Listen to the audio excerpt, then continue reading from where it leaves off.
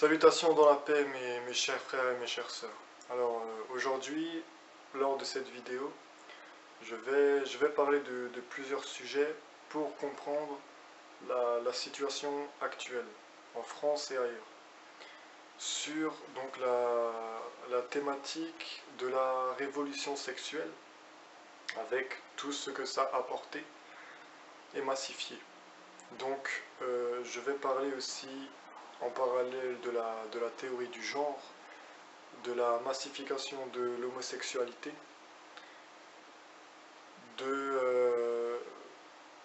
donc des réseaux pédocriminels,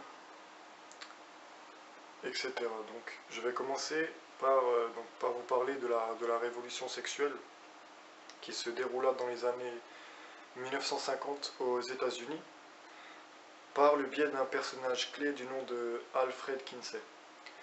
Alfred Kinsey, né en 1894, mort en 1956. Il était professeur de zoologie.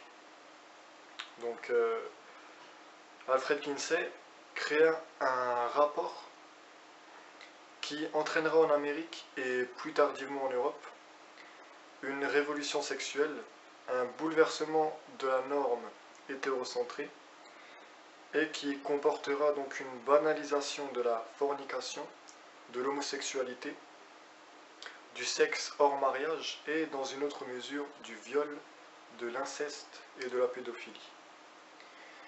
Donc le rapport Kinsey s'établit en deux phases. La première porte le titre de comportement sexuel de l'homme. Donc il a paru en 1948, réédité en 1998.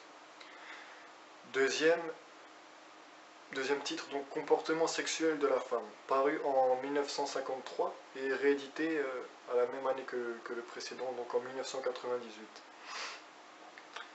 Alors le rapport Kinsey s'établissait centralement sur un sondage. Le sondage était, dans sa nature première, complètement biaisé donc dès le départ. Pourquoi? Parce que Kinsey, dans son sondage, comprenait dans la population dite normale en Amérique des détenus, des pédophiles récidivistes, des malades mentaux et des délinquants sexuels. Donc voilà la population soi-disant normale pour Alfred Kinsey. Premièrement, premier point, très important. Donc le rapport Kinsey a eu un très fort impact en Amérique. Son rapport se vendra environ à 270 000 exemplaires. Donc Kinsey fut convié à des conférences dans toute l'Amérique. Il fut également soutenu par divers juges, hommes politiques, hommes d'État, sociologues, philosophes, etc. Donc après 1955, suite à ce rapport-là, les lois pénales sur la délinquance sexuelle changea assez radicalement, car donc fortement influencée par le rapport d'Alfred Kinsey. 250 citations environ de Kinsey y furent intégrées. On verra après certaines citations et certains textes d'Alfred Kinsey. Donc le programme scolaire en Amérique a également été modifié donc, suite à ce fameux rapport. Donc quelques lignes pour décrire Kinsey, qui était Kinsey. Donc, un fervent défenseur de l'idéologie pro-libérale, sans aucune limite dans la folie ni dans l'atrocité. Très proche des pensées franc-maçonnes, des réseaux pédocriminels et de certaines sectes satanistes. Donc, comme je l'ai dit, pour étayer mes propos, je vais vous partager certaines citations d'Alfred Kinsey et exposer une partie de son travail. Alors, accrochez-vous bien donc. Voilà les citations d'Alfred Kinsey. Quoi de mieux pour comprendre la vision d'un personnage que d'écouter ses discours. Alors, je cite. Les enfants ont besoin de cours d'éducation sexuelle le plus tôt possible, puisqu'ils sont sexuels de naissance. D'accord, donc un enfant est sexuel de naissance selon Alfred Kinsey.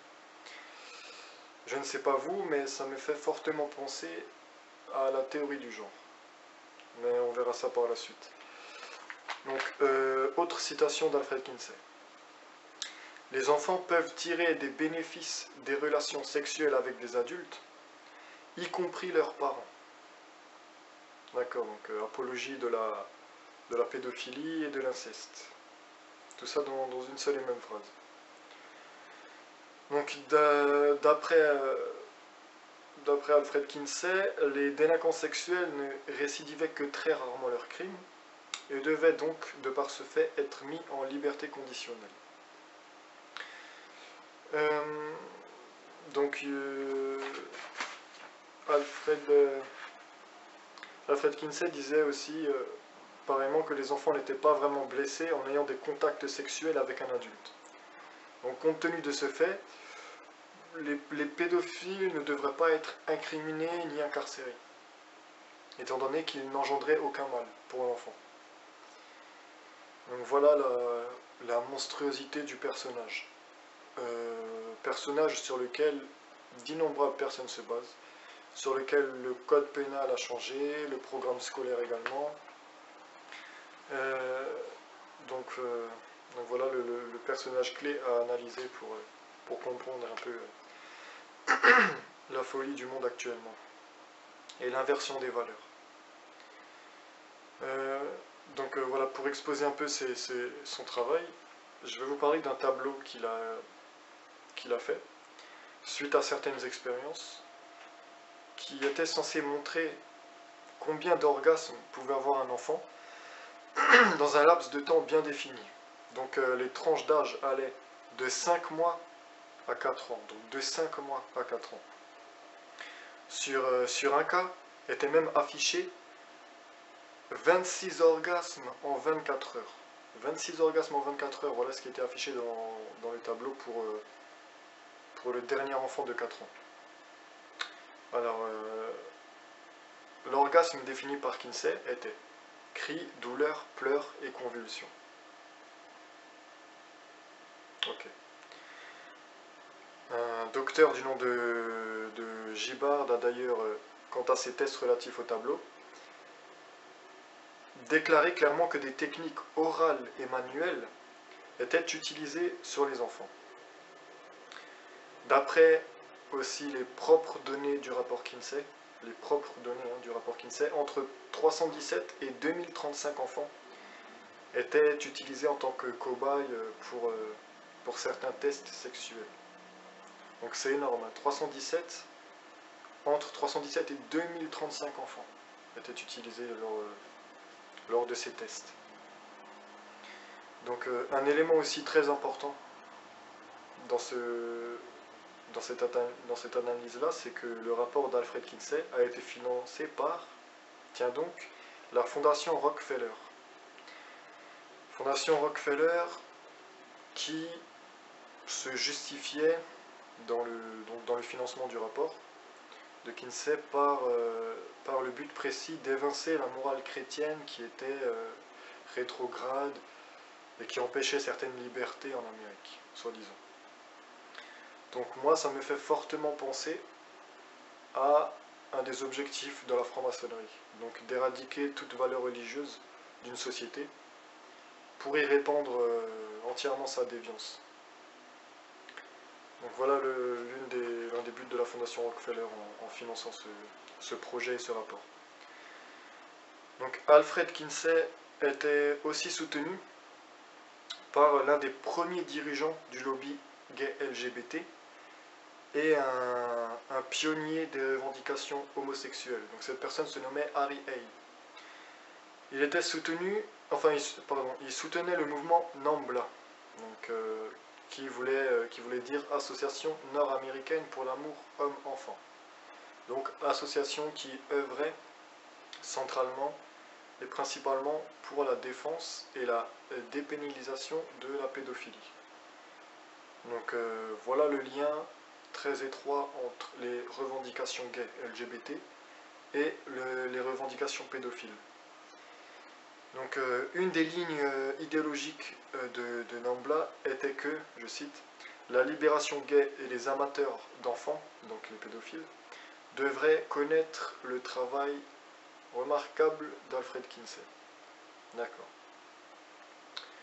Donc aussi pour comprendre la folie du personnage, beaucoup de thèses viennent dire qu'il est mort par une crise cardiaque. Or c'est totalement faux. Alfred Kinsey se mutilait très souvent, s'infligeait d'énormes douleurs. Entre autres immondices, hein, il s'est arraché les testicules et il est mort donc d'automutilation. Voilà la folie du personnage. Alors, pour comprendre aussi d'où vient son inspiration, ça c'est très important. D'où vient son inspiration? Donc Alfred Kinsey, lors de sa vie, se rendit dans le temple d'Aleister Crowley, en Sicile. Donc ça c'est une information très importante. Donc je vais vite parler de Crowley. Donc ce dernier fut l'une de ses plus grandes sources d'inspiration.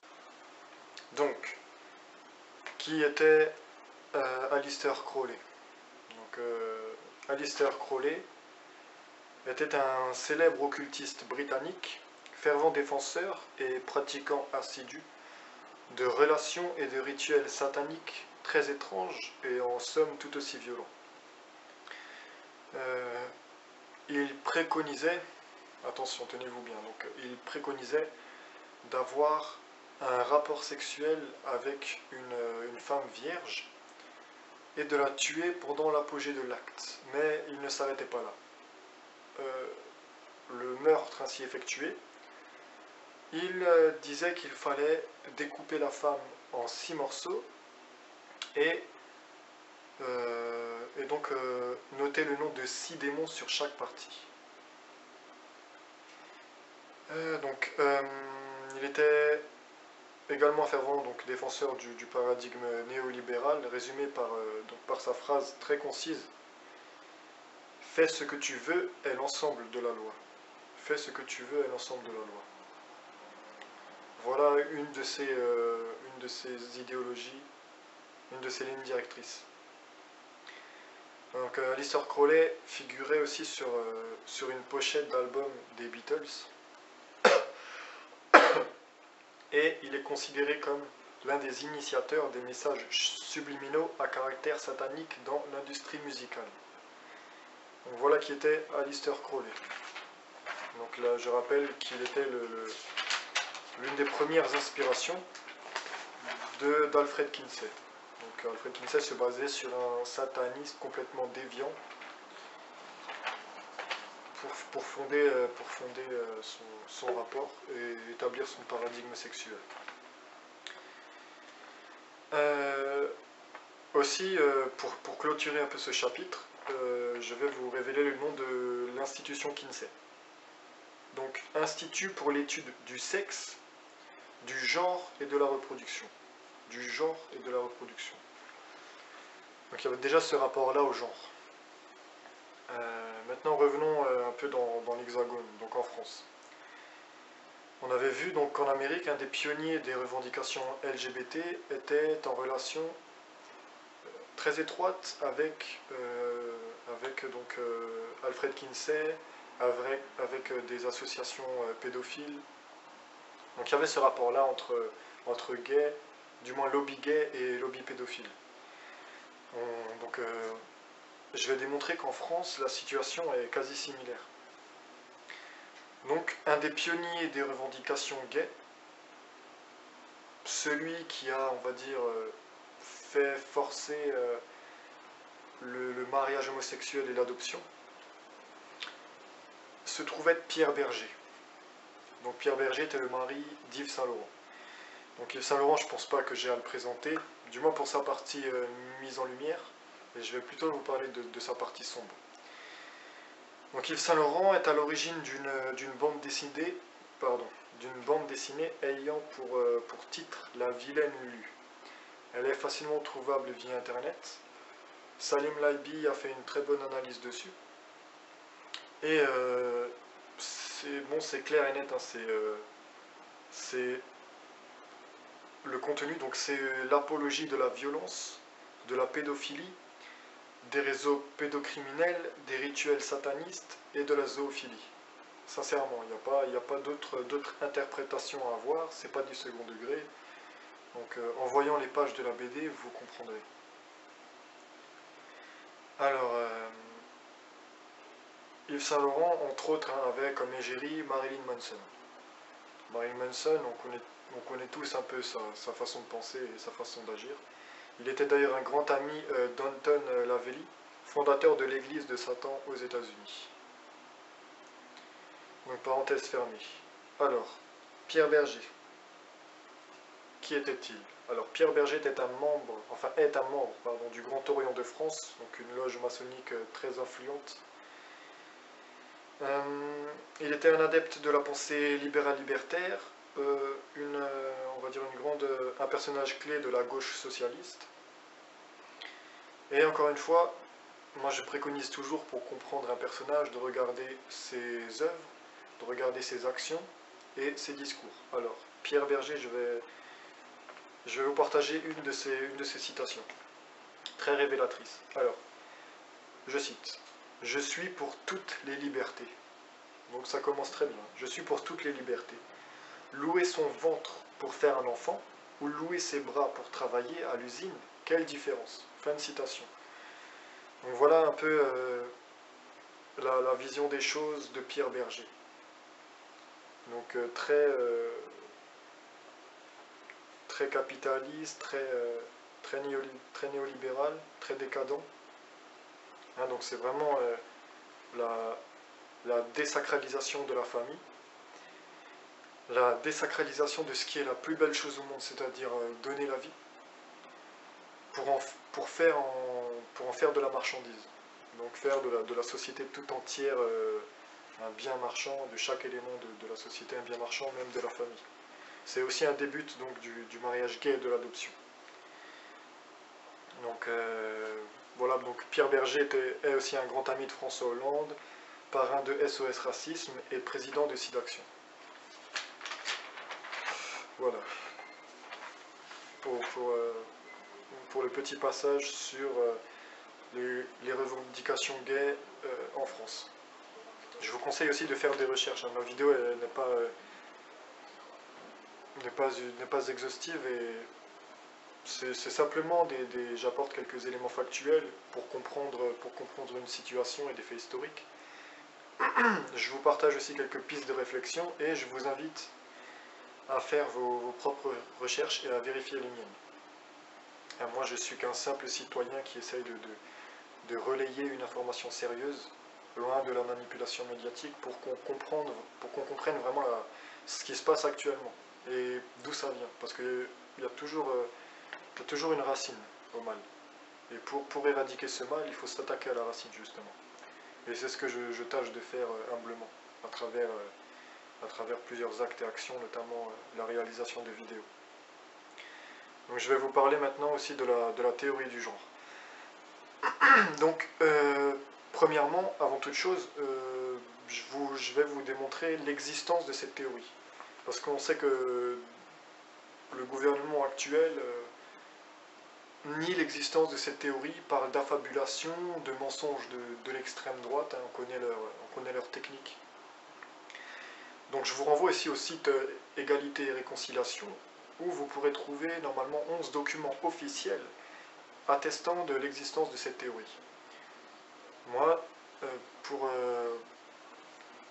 parler de ça, je vais vous citer et vous lire un communiqué du Conseil des ministres du 31 octobre 2012. Alors, guillemets, le ministre des droits des femmes, porte-parole du gouvernement, a présenté les principes du programme d'action contre les violences et les discriminations commises à raison de l'orientation sexuelle ou de l'identité du genre que la première ministre l'a chargée d'élaborer depuis septembre. Voilà. Je vous renvoie ici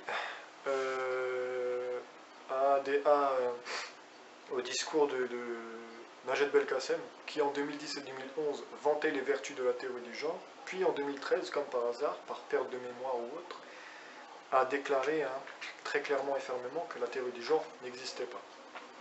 Donc elle vante les vertus de rien. Elle est peut-être à faire interner. Alors,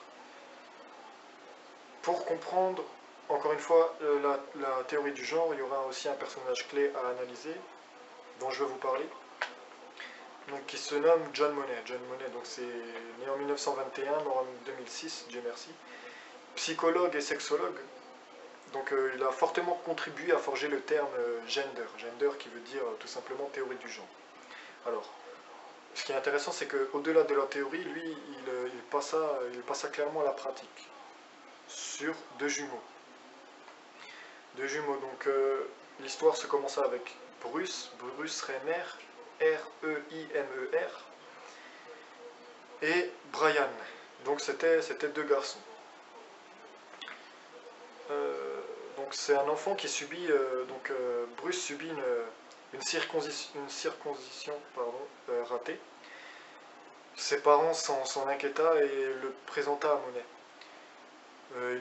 Donc les parents demandaient à Monet qu'est-ce qu'on peut faire pour que ça ne lui crée pas un traumatisme. Monet suggéra aux parents une ablation du pénis, une castration et ça c'est le point très important, et une réattribution sexuelle. Donc il expliqua aux parents que l'identité du genre n'était qu'une question de perception. Donc on pouvait être un corps sexué masculin, mais qu'on pouvait être de genre féminin. Donc Bruce deviendra Brenda. Et il fut élevé comme une fille, donc il avait une chambre rose, on lui parlait comme une fille, on lui mettait comme jouet des poupées, des Barbie, etc. Alors, John Monnet aussi, vers leurs 6 ans, donc les 6 ans des jumeaux de Brian et de Brenda, leur demanda leur goût sexuel. Donc voilà, je disais que John Monnet, vers les 6 ans des jumeaux, leur demanda leur goût sexuel, donc dès l'âge de 6 ans. Ça, je vous renvoie donc à Alfred Kinsey qui disait que les enfants étaient sexuels dès la naissance. Alors, mais en plus des questions, il leur demanda de se toucher et de simuler un rapport sexuel. Voilà, donc pour faire court, donc les résultats de cette théorie, est-ce que ça a déconstruit les clichés, est-ce que ça a permis à Bruce, qui est devenu Brenda, de se trouver en tant que telle, en tant que femme, d'être épanouie. Donc, parce que quoi de mieux pour tester une théorie que la pratique. Donc qu'est-ce qu'elle a donné cette théorie-là en pratique? Elle a donné 2 suicides des jumeaux à l'âge adulte. 2 suicides. Et je vous invite vraiment à vous pencher sur la vie de ces 2 jumeaux-là, qui a été complètement détruite par la folie et la monstruosité de John Monnet et de cette théorie-là complètement décadente qui n'entraîne rien que de la souffrance, que de la douleur. C'est vraiment d'origine satanique, sincèrement, parce que aujourd'hui on nous présente la théorie du genre comme une façon de déconstruire les clichés et de rapprocher l'homme et la femme. Donc c'est tout l'inverse. Moi je parle souvent d'inversion des valeurs, c'est exactement ce qu'ils font en présentant ça comme quelque chose de bénéfique, comme quelque chose qui prend part à la justice et à l'égalité. Au contraire, si vous voulez une véritable égalité entre l'homme et la femme, une véritable symbiose, il faut, je dirais même, cultiver les différences. Parce que les différences n'entraînent pas des conflits si elles sont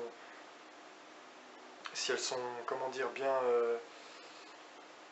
bien perçues et bien utilisées. Au contraire, elles permettent une symbiose parfaite entre l'homme et la femme, qui crée le couple qui crée la vie, donc qui crée la famille, la fondation première de toute société et de toute civilisation saine. Donc, aussi John Monnet était également très proche des revendications gays, encore une fois, prônait la légalisation de la pédophilie et était bien évidemment inspiré du rapport d'Alfred Kinsey. Voilà. Je vais aussi peut-être, pour conclure ma vidéo, parler vaguement du féminisme, parce que c'est aussi très intéressant.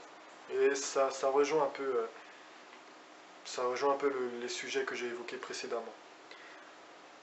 Donc, il y a une situation, une anecdote qui résume assez bien les choses. Et c'est une vidéo qui est présente sur YouTube et qui est facilement retrouvable. Donc Aaron Russo, un directeur et un fabricant de films et de documentaires d'Hollywood, rapporte une discussion qu'il a eue avec son ami Nick Rockefeller. Bon, toujours les mêmes, toujours les mêmes. Donc Nick Rockefeller demanda à Aaron Russo quelle vision avait-il sur l'émancipation de la femme. Aaron Russo, naïvement, a répondu: c'est merveilleux, maintenant la femme peut voter, maintenant la femme peut s'émanciper de la tutelle et de la dictature masculine. Nick Rockefeller répondit: tu es un idiot. Véritablement, ce sont ces mots, tu es un idiot. Il a dit: c'est nous, les Rockefeller, qui avons financé l'émancipation de la femme pour deux raisons. Alors, la première raison était: avant, on ne pouvait pas taxer une moitié de la population. Maintenant, ils le peuvent. Ensuite, on peut scolariser les enfants plus tôt. Voilà les deux raisons qui ont poussé l'Institut Rockefeller à financer l'émancipation, la soi-disant émancipation de la femme. Aussi, je vous renvoie à des vidéos d'Alain Soral qui expliquent très bien l'arnaque du féminisme.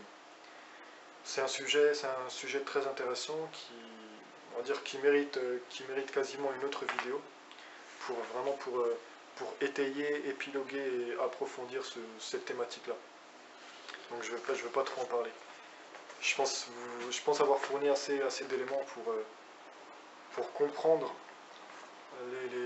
vraiment la folie de la théorie du genre, des lobbies homosexuels et de leur relation étroite avec les revendications pédophiles. Donc voilà, j'espère vraiment vous avoir apporté certaines informations, avoir ouvert les yeux à certaines personnes. C'est mon but premier dans la réalisation de vidéos. Donc à une prochaine fois.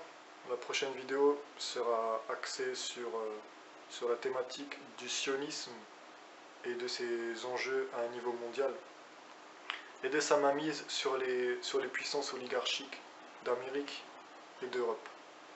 Voilà, pour clôturer, donc je clôture cette vidéo en vous passant la paix et en appelant à la responsabilisation de l'individu. Toute bénédiction, toute la gloire revient à Dieu. Amen.